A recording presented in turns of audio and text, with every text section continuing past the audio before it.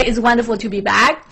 I want to address 3 questions today, and number 1 question is actually super popular. Many young aspirational marketers ask me this specific question, and I want to share that with you. And some of you actually asked this question a couple times as well. That is, I want to start a career in digital marketing. What are the first steps I should take to do so? Great question. And this is also kind of interesting and applies to students and also any marketers who just started their first job. And you don't know what you like and you don't know what you want to do. And from my perspective, there are a couple things I want to share with you in terms of how you can classify and categorize digital marketing. Digital marketing is such a broad field, right? And it can be SEO, search engine marketing, right? It can be social media marketing. It can be digital content creation, email marketing, even virtual event marketing. So there are so many disciplines that are associated with digital marketing. So everybody is always very confused. I want to be a digital marketer. What should I do? So there's one way is looking at the different marketing disciplines. There's another way to categorize digital marketing is by different stages of a marketing. You have a marketing planning. So there's a digital marketing planning and strategy. You have a digital content creation. So you are looking at stage only on digital content creation. And in that is related to, blog writing, social media post, and graphic design, video creations, or the video productions or whatnot, right? Is kind of like a digital content creation. Then there's another stage of marketing, which is digital content promotion or digital promotion. That can be paid media, organic outreach, influencer marketing. Again, it can be organic or pay, right? So I'm looking at the digital marketing based on a different marketing stages. And then, of course, if you do a lot of digital promotion, you actually have to look into data analytics. So there's a performance analytics part of digital marketing you have to deal with. So I break down the digital marketing in 2 different type of approaches. One is look at different marketing disciplines. The other one is digital marketing based on how marketing is done, from planning down to execution, down to analytics. Once you break down the digital marketing in the specific categories that you can comprehend and understand, then you can say, oh, okay, do I like the strategic planning part of it? Do I like content creation part of it? Or do I like campaigns and also promotion part of it? Or I like to do data analytics. Now you can actually narrow down in terms of what skill set or what field that you like to understand. Is that helpful? So take down the digital marketing and narrow down to a field the way that you can say, okay, you know what? I am more into content creation. And of course, within content creation, there's email writing, there is a blog writing, there's a video creation, and maybe a virtual reality, a production as well. So you have to look at now you narrow it down to a different elements within that content creation, and you determine what you want to do. So that is one approach to determine what are some of the first steps that you can take. Is break down the digital marketing in a way that you understand, you can digest, and then pick on specific field you want to go after. Does that make sense? But what if you look at all of them, you just feel like, oh, I don't know what I want. I know, I get it. I still don't know what I want to do when I grow up, all right? And I'm pretty old. And if you still don't know what you want, my take on this is just do anything to start is a great start. If you are a writer, you know what? Just stop blogging. If you are a graphic designer, get on Upwork. Put yourself out there and start promoting yourself that you are a graphic designer and you will do anything to, you will do stuff to help them, right? Get yourself out there. If you love TikTok, fantastic. You have been swiping and look at tons of TikTok, what people are doing. Maybe there's something you can offer. Why don't you start creating content on TikTok? But there's one thing, if you are a content creator, if you are asking any kind of YouTuber or YouTube celebrity, or even TikToker, they will tell you, if you want to be a content creator, create content every single day for 90 days. There's not much to it, right? If you want to do something, you want to understand, one aspect of digital marketing, you just start doing that same thing every single day for 90 days. I can't commit to that. Unfortunately, a lot of time I have a client projects that I have to do. But if you are just starting, right? Do that. 90 days challenge.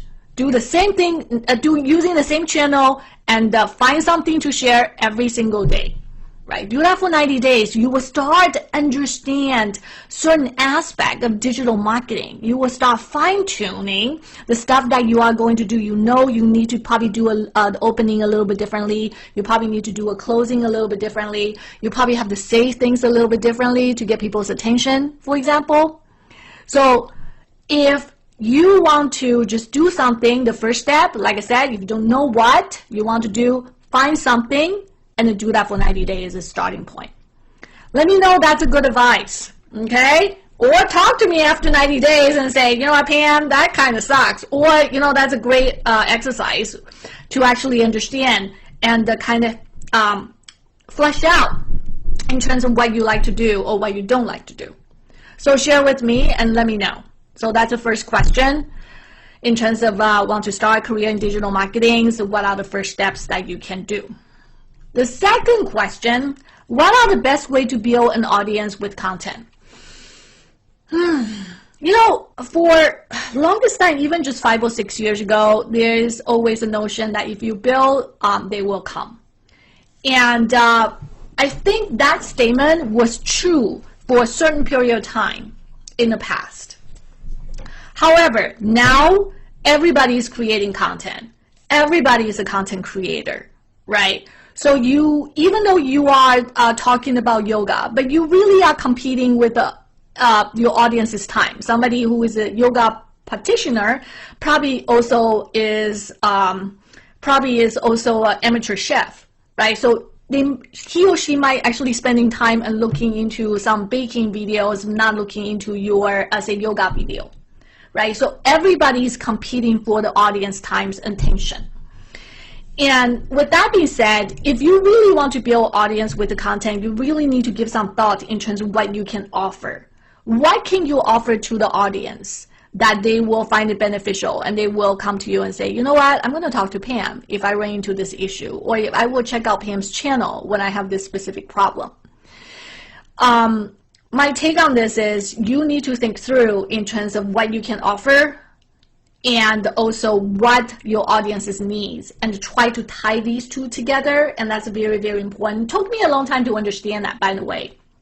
For a while, when I write the content, I share what I know, but I'm not necessarily talking about it and communicate in a way that my audience can actually benefit.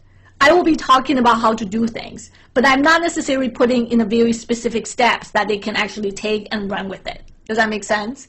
So rather than talking about what I know in the way I want to talk about, and which is something I have done for a long period of time, I change it now and try to structure some of my learning and structure it in a logical step that they can do. So my writing become very, very structuralized and not so much about the sentiment and the emotion. And, I try to balance with that. But most of the time, I try to create the content, especially know-how, that my audience can take on and then take action right away. So when coming from that perspective, actually change how I write and also change how I build my content for my audience. So what are the best way to build an audience with content is try to understand what you can offer, but also think from your audience perspective in terms of how they will benefit and how can you say that they can comprehend and digest your information in an easier way. It's kind of easy for me to say this, but when you come down to execution, sometimes it's pretty hard. because I do video production a lot of time, and Jonah, if Jonah is listening, who is my community manager, can tell me, like, from time to time, I kind of know my topic very well, but I'm not communicating in a way that other people can understand very easily. Does that make sense? So it does take time and takes effort and also revision to make sure that your content is clear and easy to understand. And another thing that's kind of important to build an audience with content is you need to have paid media budget. In the past, you can run organic, marketing campaigns and expect people to come. But nowadays, if you really want to build an audience, you need to have a paid media budget associated with it. There's no other way out, I'm telling you. I mean, for some of you, you kind of build your audience organically. That's great. But I would say 85% of the time, or brands, they need to actually have some sort of marketing budget, pay marketing budget, that to kind of give their content a little, oomph, a little lift to get more traffic, and which is okay. There's nothing wrong with that. But I always advise my clients or anybody I talk to, when you build a content, make sure you also have a pay media dollars or a certain kind of budget to go with it to promote your content, to build the audience that you want. Number 3, what are the benefits of content marketing? All right. The benefit of a content marketing, a lot of people feel that the content is actually a great way to drive conversion, especially in the B2B marketing, that the purchasing cycle is very long, right? And when the purchasing cycle is very long, and sometimes takes like 6 to 8 months to actually get a person to convert, and you want to keep your brand or your product top of the mind of your prospects, and the best way to do that is share content from time to time, right? Use content as a conversational opener with your prospect. That's the biggest benefit actually of a content marketing, is you share a timely content with your prospect, and hopefully they will find the information useful and relevant, and they will reach out to you and then start having conversation with you. And the way I see content marketing is not necessarily just the top of the funnel, thought leadership type of play. I see the content marketing actually drive conversion, accelerate the conversion over the buyer's journey. And, a lot of time people will run different kind of campaigns, or they will share with their prospect in terms of they have a certain kind of sales, or they have a certain kind of offering, or they have a certain kind of customer events, or even their products have new releases. And all those information are good, and use it as a conversational opener to talk to your prospects and existing customers.